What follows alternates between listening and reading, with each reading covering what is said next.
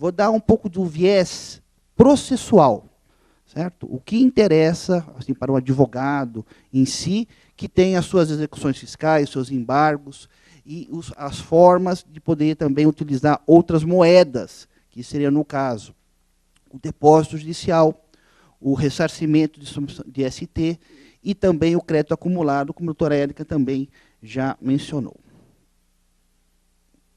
Bem, a legislação é essa em comento, ICMS, convênio ICMS com fase 24, os decretos 6044 e 60599 de 2014 e as resoluções conjuntas da Cefaz e da PGE, a 01/2014 e a 03/2014.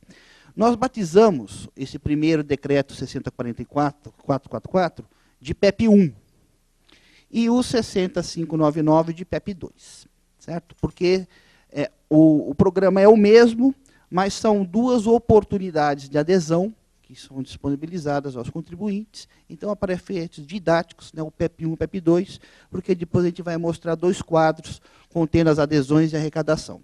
Aliás, esse material que está sendo exibido, acho que a doutora Érica também concorda, poderá ser disponibilizado para todos os colegas aqui presentes e também para ampla divulgação da OAB para todos.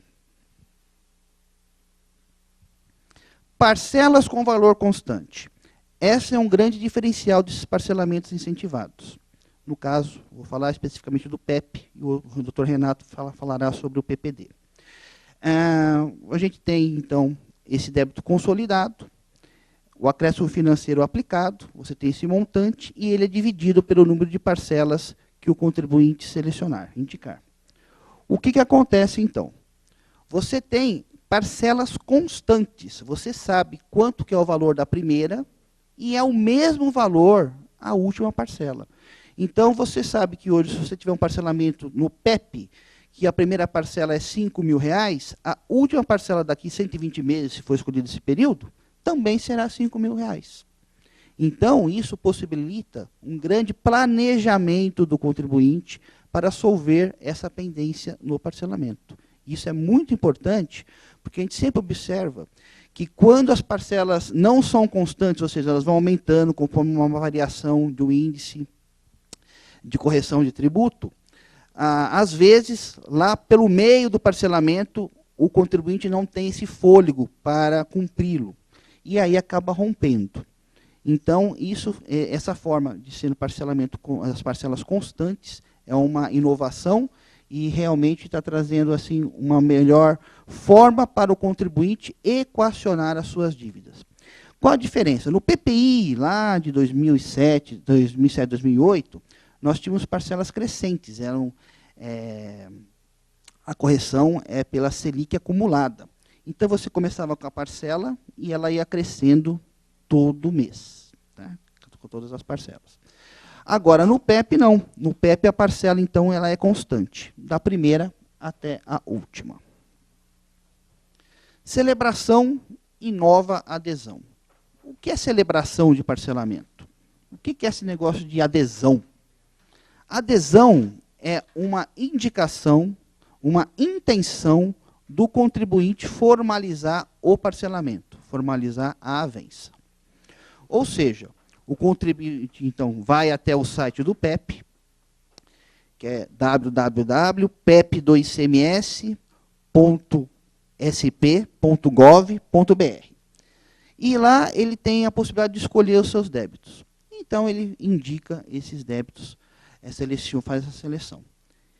E o sistema vai fornecer para ele o termo de aceite, tudo mais, vai emitir a GARI, mas ele não faz o pagamento da GARI.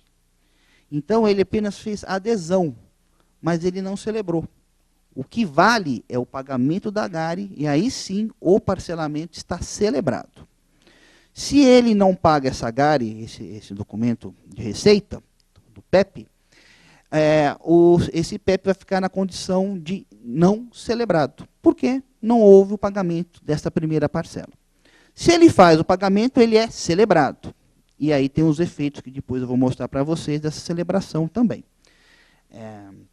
Isso é muito interessante. E também, se ele celebrado, ou seja, pagou a primeira parcela, ele paga a segunda, paga a terceira, não paga a quarta, não paga a quinta, paga a sexta, não paga a sétima, daí não paga a oitava, 4 parcelas em atraso é motivo de rompimento. Então, esse PEP vai ficar na situação de rompido e ele não vai mais poder fazer um novo PEP, até porque o prazo final é 29 de agosto de 2014 e não será prorrogado. Então, como a doutora Érica já esclareceu muito bem, o prazo de adesão, ou seja, para o contribuinte ir até o site, fazer as suas indicações, imprimir termo de aceite, pegar a gara e tudo mais, é 29 de agosto.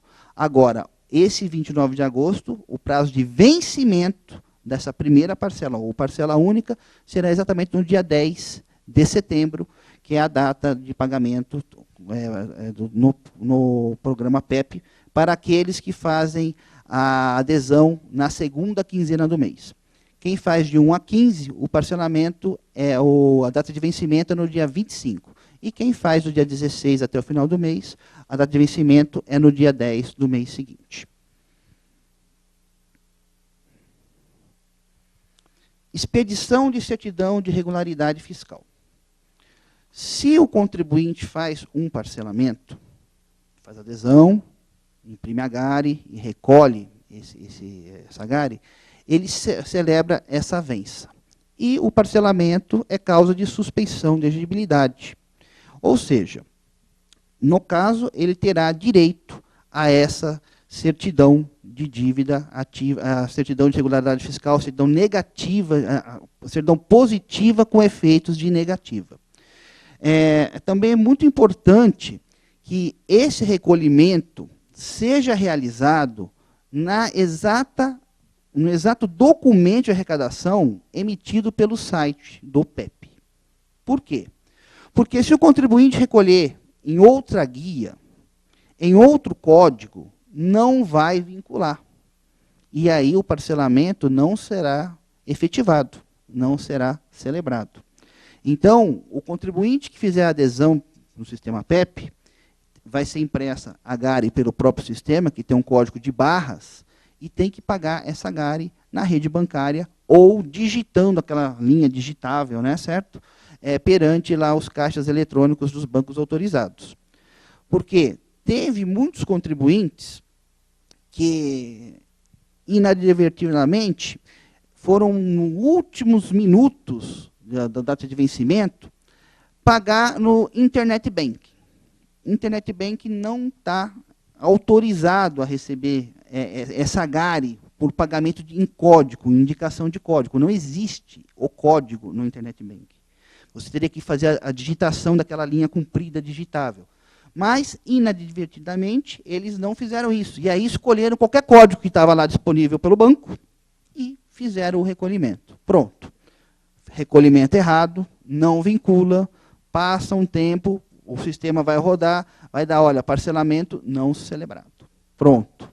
O contribuinte perde aí a sua oportunidade. Ah, mas eu paguei, vou ter que retificar a GARI e tudo mais. Daí vai ter que ir lá, retificar a GARI, ser processado essa GARI. Daí já passou 4 meses, ele não fez os pagamentos, ele está rompido efetivamente. Então, eu peço assim, muita atenção aos colegas aqui presentes que orientem, né, os seus clientes a recolher o PEP na GARI expedida pelo sistema PEP.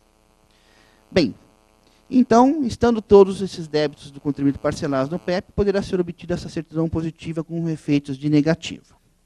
E o que precisa para fazer jus a essa certidão? Que ele esteja celebrado e, logicamente, continue em andamento, ou seja, o contribuinte continue fazendo os pagamentos mensais realizados. Pode ter aquele atraso até 4 parcelas, certo? Mas ele tem que continuar fazendo esses pagamentos. Se estiver rompido, logicamente, ou no caso, né, se não for também paga a primeira, que não ficar na ação celebrado, ele não tem direito a essa certidão positiva com efeitos de negativa. Custas e despesas processuais. No PEP tem que pagar custas e despesas processuais. Será que é verdade isso? Não, não é uma máxima. Por quê? Porque só vai pagar custas e despesas judiciais se essas dívidas selecionadas no PEP estiverem ajuizadas numa execução fiscal. Ou seja, para casos de autos de infração, débitos declarados, de ICMS, na fase não inscrita, não existe custas nem despesas processuais. Se ele tiver inscrito e não ajuizado, também não, porque as custas e despesas processuais somente são exigidas se existente uma execução fiscal. Então, essas custas e despesas somente serão pagas em relação aos débitos que estiverem ajuizados. E o programa seleciona automaticamente isso. Então, quando o contribuinte fizer sua adesão, imprimir a primeira parcela e tiver algum débito ajuizado, vai ser também disponibilizada essas guias para pagamento. E justamente as custas e despesas, elas são recolhidas então em DARE e são emitidas através desse ambiente de pagamentos do site da Fazenda. Se forem parcelados no PEP os mesmos débitos inscritos que foram objeto de parcelamento no PPI ou no PEP anterior, posteriormente rompido, as custas e despesas não precisam ser novamente pagas. Uma vez que você pagou as custas e despesas processuais, ela vale para o processo inteiro. Então, se você já fez um parcelamento, inclusive ordinário, certo? Um parcelamento ordinário, já pagou as custas e as despesas processuais, você não precisa renovar esse pagamento. Implicações do parcelamento. Comum a toda avença administrativa, confissão irrevogável e retratável do débito fiscal. Muitos colegas advogados, apesar de ter PEP em andamento, celebrado, o contribuinte está pagando, estão entrando com ação judicial questionando os juros incidentes no parcelamento. Os juros não os juros do parcelamento, mas sim os juros da data da consolidação da dívida, pela 13.918 de 2009, que embutiu aí os juros pró rata do ICMS. E muitos juízes, num primeiro momento, estão dando liminares, abarcando a tese do contribuinte. Mas em sentença de mérito, estão denegando a segurança. Então, o que acontece? Com essa denegação de segurança, ou não tendo liminar, continua o parcelamento normal. Tendo a liminar, a gente cumpre a liminar. A gente faz a revinculação de todo esse parcelamento e a parcela diminui conforme a determinação judicial. Uma vez que é cassada essa decisão liminar em sentença, o status quo ante volta. Só que o contribuinte recolheu tudo a menor. E isso pode ensejar o rompimento da avença. Por quê? Porque no próprio decreto do PEP diz que a confissão é irrevogável e irretratável do débito fiscal. Então, alerto os colegas que, se não houver nenhum dispositivo na sentença dizendo sobre os efeitos vinculantes dessa medida liminar, a gente vai providenciar o rompimento dos PEPs. Expressa renúncia a qualquer defesa ou recurso administrativo ou judicial, bem como desistência dos já interpostos relativamente aos débitos fiscais incluídos. Essas são as implicações. E também tem, em relação a essa inclusão de débitos objeto de discussão judicial, que os débitos objeto de ação judicial ou embargo da execução podem ser incluídos no PEP, mas o contribuinte deverá comprovar a desistência dessas ações, tanto da ação ordinária, como também dos embargos da execução. O prazo é 60 dias, certo? E também, nesse mesmo prazo, ele tem que comprovar o recolhimento das custas e dos encargos. E aí, nós temos esses efeitos na adesão ao PEP e nas execuções fiscais. A adesão ao PEP não dispensa garantia integral na execução fiscal. Ou seja, uma vez que você faz o parcelamento incentivado, o processo de execução vai continuar até a sua garantia, ou seja, a penhora de um bem que garanta essa dívida. Isso está expresso no artigo 8º do decreto estadual, então é uma condição para implementação aí da avença. E, com isso, o procurador de Estado, com a penhora efetivada, estando garantido essa execução fiscal, ele vai pedir o sobrestamento do andamento da execução até a quitação integral da avença. Se houver o rompimento, ele prosseguirá na execução, levando esses bens penhorados a leilão, se for o caso. E essas baixas de execuções fiscais, como é que serão realizadas? Serão realizadas por pedido, requerimento do procurador de Estado diretamente nas execuções fiscais, sejam elas físicas ou por meio eletrônico. Com a experiência que nós tivemos no PPI, para o PEP, eu solicitei à Prodesp, que cuida da parte de informática desse programa especial de parcelamento, que destacasse uma equipe para realizar com muita celeridade as liquidações dos PEPs. Ou seja, quando o contribuinte hoje faz o seu pagamento de parcela única ou cumpre a última parcela da avença, em 5 dias úteis, após o processamento dessa parcela, roda a rotina de liquidação e já dá que o PEP está pago e os débitos vinculados todos liquidados. Já aparece isso no sistema da dívida ativa para a visão do procurador. E automaticamente a gente avisa as unidades, mandam arquivos eletrônicos, se for o caso, para que seja peticionado com prioridade para requerer a extinção. Caso algum dos colegas aqui presentes tenha essa situação de um PEP liquidado e demore mais de 30 dias para ocorrer essa liquidação, ou melhor dizendo, a parte judicial da extinção da execução fiscal, por gentileza, por falta de peticionamento do procurador, vocês podem se direcionar às unidades, falar com os procuradores-chefes das unidades, em meu nome, Eduardo José Fagundes, subprocurador-geral do Estado de São Paulo, e pedir para que eles implementem essa petição, porque é um direito do contribuinte que pagou corretamente o seu PEP ter a execução fiscal extinta. Até hoje, com a implementação dessa nossa equipe, nós tivemos grandes sucessos. Tive um caso que chegou ao meu conhecimento de atraso nessa liquidação. Tá? Mas eu abro isso aí para todos os advogados do Estado de São Paulo, para que procurem o procurador-chefe da unidade e exijam esse peticionamento. Parcelamentos avulsos, pagamentos avulsos em débitos incluídos no PEP. Isso é muito importante. Por quê? Como eu falei para vocês, o PEP, ele pode ter débitos inscritos, não inscritos, o misto dos dois, tudo consolidado no parcelamento. O sistema automaticamente consolida todas essas dívidas indicadas pelo contribuinte, verifica o valor da parcela mínima e a indicação que o próprio contribuinte pede para a quantidade de parcelas nessa avença. Ele calcula tudo isso. Se o débito for muito pequeno, ele parcelar em 120 e não atingir os valores mínimos, ele dá, olha, não pode pagar em 120, pode pagar em 90. Não pode pagar em 90, pode pagar em 60. Ele faz tudo automaticamente, observando o valor de parcela mínima. Com isso, o que acontece? Você não tem a possibilidade de... A intenção do contribuinte pode ser até boa. Olha, sobrou aqui um dinheiro aqui no meu caixa aqui de R$2.000. Quero ajudar a pagar o PEP.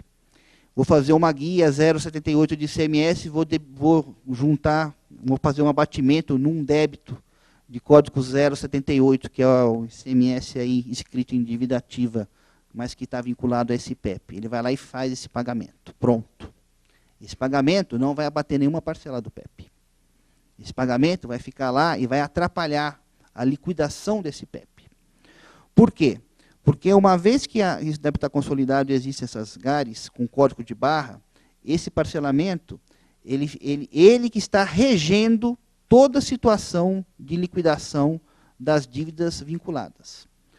Ou seja, se ele faz esse recolhimento espontâneo para tentar ajudar essa liquidação, numa GARE 078, que não é um código de PEP, porque o código de PEP é 0,89, né? 0,89 e é GARE com código de barras.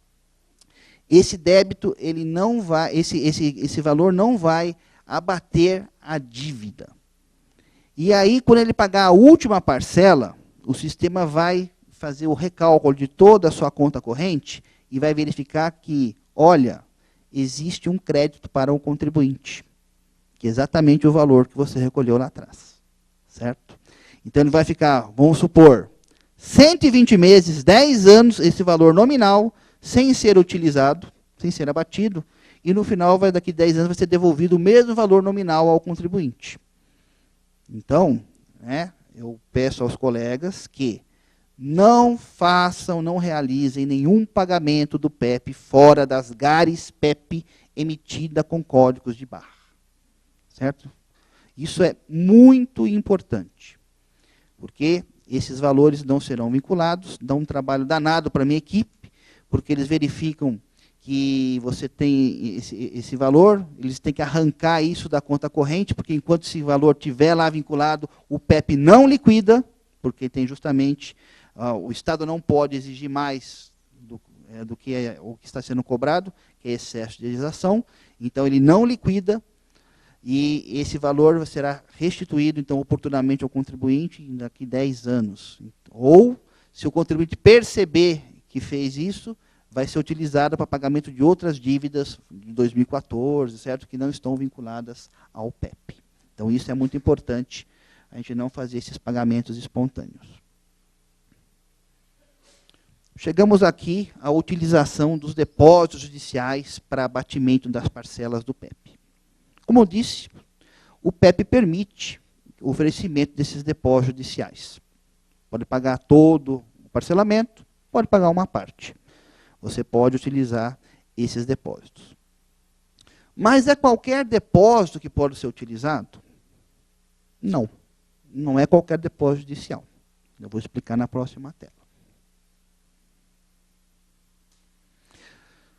Esse valor do depósito ele tem que estar atualizado na data da adesão. Ou seja, naquele momento que você for indicar, você tem que conhecer o valor do depósito atualizado naquela data. Porque é nessa data da adesão, com o valor atualizado do depósito, que logicamente o Banco do Brasil fornecerá para o contribuinte,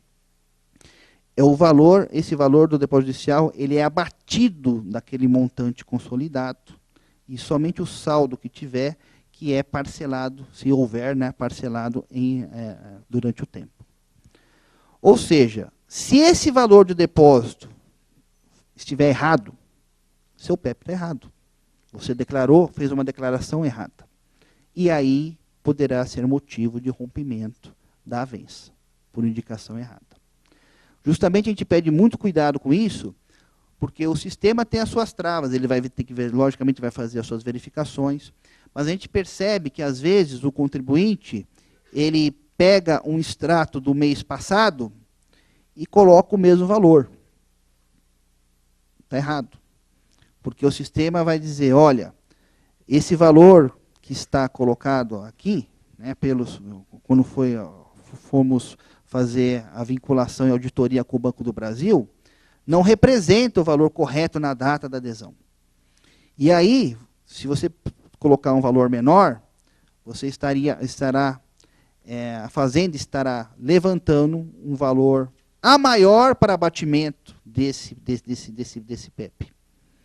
E o sistema para aí, ele trava, ele não deixa, porque você não pode exigir mais do contribuinte do que aquilo que o programa no PEP estabeleceu.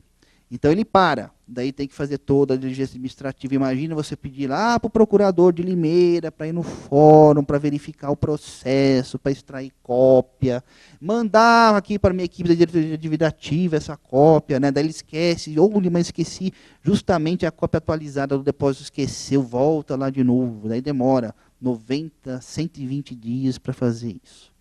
Então, se o contribuinte indica o valor correto na data da adesão, o sistema faz todas as conferências automaticamente, pede as informações necessárias para o Banco do Brasil, corrobora essas informações, passa a rotina de liquidação e já sai tudo certo, né, com toda a celeridade e segurança para o contribuinte. Quais os depósitos, então, podem ser utilizados? Como eu disse, não pode ser qualquer depósito. Só pode ser utilizados aqueles ou para garantia da execução fiscal ou para suspender a exigibilidade do crédito tributário. Você tem somente essas duas possibilidades. Mas muitos contribuintes, inadvertidamente, colocam lá para batimento do seu PEP depósitos judiciais decorrentes de penhora online, de penhora de faturamento, de adjudicação procedida, arrematação, leilão, tudo mais. Certo? Esses depósitos não são hábeis para serem indicados para abatimento da avença, porque não são depósitos espontâneos com fito de garantia do crédito. Isso está expresso no decreto. Então, não podem ser utilizados. Se esses depósitos não podem ser utilizados, mas foram pelo contribuinte, esse PEP está fadado a ser rompido pela PGE. E o contribuinte perde a oportunidade do seu parcelamento. E as parcelas pagas com rompimento são considerados pagamentos espontâneos sem os benefícios do programa de parcelamento. Não poderão ser abatidos os valores de depósitos judiciais caso tenha havido na ação decisão favorável à Fazenda Pública do Estado de São Paulo. Ou seja, aqueles processos com decisão transitada em julgado já pertencem à Fazenda. Então, você não pode indicá-los para abatimento no PEP. Também está expresso no decreto. E a utilização, então, desses processos de forma errônea vai acarretar no rompimento da avença. Quais são os outros procedimentos aí relativos aos depósitos? O contribuinte deverá autorizar, então, a Procuradoria para fazer esses levantamentos. E também vai entregar essas autorizações no prazo de 60 dias, nas unidades vinculadas da Procuradoria-Geral de Estado que acompanham essa ação. Será realizado, então, esse levantamento no sistema da dívida ativa. O procurador de Estado vai verificar se esse depósito pode ser aceito, ou seja, se ele tem esse caráter de garantir a execução fiscal, de garantir o débito, certo? Ou de suspender a exigibilidade numa ação ordinária, mandado de segurança, e vai conferir esse valor. E caso o depósito seja, então, maior que o valor informado, o sistema vai calcular todas essas proporções. E o abatimento na conta corrente será feito pela data da adesão, por isso que é muito importante que esse valor seja indicado corretamente. Outra moeda de pagamento aí no programa especial, que é o crédito acumulado e o ressarcimento de imposto de substituição tributária. Então, o nosso decreto do PEP ele prevê essas duas possibilidades, o crédito acumulado e esse ressarcimento. O crédito acumulado ou o imposto ser ressarcido, eles devem ser oferecidos no site para pagamento da parcela única, antes de seu vencimento, ou de parcelas vincendas do PEP a qualquer momento. Então, você pode ter, na data da sua adesão, esse oferecimento, tanto de crédito acumulado, como também de valor de ressarcimento de imposto. Mas, tem um detalhe que a doutora Érica já explicitou. E isso tem que estar certo, tem que ser um valor que esteja já vistoriado, né, certo? Indicado já pela Fazenda. Ou seja, não é qualquer valor que o contribuinte vai colocar lá, olha, eu acho que é 100 mil reais e coloca lá. Tem que ser o valor correto, é 99.533. Tá? Também não é permitido o pagamento de fração de parcela com crédito acumulado ou imposto ressarcido, com exceção da primeira ou da parcela única. Quando você, da mesma forma do depósito, você quando vai fazer essa indicação, ele também vai fazer, quita as parcelas da última para a primeira. Tá? Então, se você fizer uma indicação de crédito acumulado, e nessa indicação, olha, nesse valor aqui, ele quita 40 parcelas, e foi o seu PEP de 120, a centésima, a vigésima, até a parcela número 80, já estarão, então, quitadas. E o contribuinte pagará a primeira parcela da celebração, a segunda até a parcela 80, aí quitando essa sua avença. Como é que pode proceder no oferecimento do crédito acumulado e do ressarcimento? Então, o contribuinte tem que acessar esse nosso endereço do PEP, que é o www.pep2cms.sp.gov.br. Vai selecionar as opções de utilização de crédito ou utilização de ressarcimento, vai fazer esse registro do crédito acumulado ou do imposto ressarcido disponível para liquidação das parcelas única ou vincendas. E aí tem aquele prazo dos 5 dias úteis, que aí é uma diligência que o contribuinte obrigatoriamente tem que fazer perante o posto fiscal. E ele vai fazer, então, aquele pedido de liquidação de parcelas do PEP com crédito acumulado ou o pedido de liquidação de parcelas do PEP com imposto a ser ressarcido. E justamente deverá entregar os comprovantes, que são a fração complementar, no caso de liquidação parcial de débito em parcela única, e os honorários advocatícios, custas, se tiver o processo ajuizado, quando for o caso. Muitos contribuintes esquecem de fazer essa diligência física no posto fiscal. E aí fica o parcelamento aguardando a vontade, né, desse contribuinte, que às vezes esquece, né, ou não prestou atenção nesse segundo ponto. E eu recebi lá no meu gabinete, por exemplo, uma reclamação do contribuinte. Olha, indiquei já o crédito acumulado, tal, já calculou tudo, já paguei a parcela, já paguei as custas honorárias, anexou tudo lá, custas honorários, está tudo pago e vocês não dão baixa. Eu perguntei, mas você fez o termo de liquidação, o pedido de liquidação? Falou, que pedido? Aquele que está no decreto. Né? Falou, então vou correndo fazer. Então, ele foi lá, fez, né? E a gente processou a liquidação necessária. E o problema é que você tem um prazo estabelecido no decreto, e caso o pedido não seja apresentado nesse prazo determinado, será desconsiderado o registro do valor do crédito acumulado ou do imposto a ser ressarcido. E aí o contribuinte vai ter que continuar fazendo os pagamentos necessários aí do PEP. Se for parcelado, se for parcela única, ele vai perder esses benefícios fiscais, não vai poder celebrar novamente. PEP 1. Nós temos aqui a quantidade de adesões, foram 49, quase 50 mil PEPs, adesões realizadas no PEP 1, né, naquela primeira versão do PEP, e o total com adesão aí está na casa de 17 bi, como vocês podem ver. A arrecadação já efetivada desses 17 bilhões já está na casa dos 7 bi, 167 milhões. Então, ainda falta aí 10 bilhões que estão a longo prazo parcelado para entrar como receita do Estado de São Paulo. Para o PEP 2, da mesma forma, até hoje foram total de adesões 25.185 e o total com benefícios 6.771 milhões de reais. E desses 6.771 já arrecadaram 680 milhões de reais, uns 10% desse total de valor.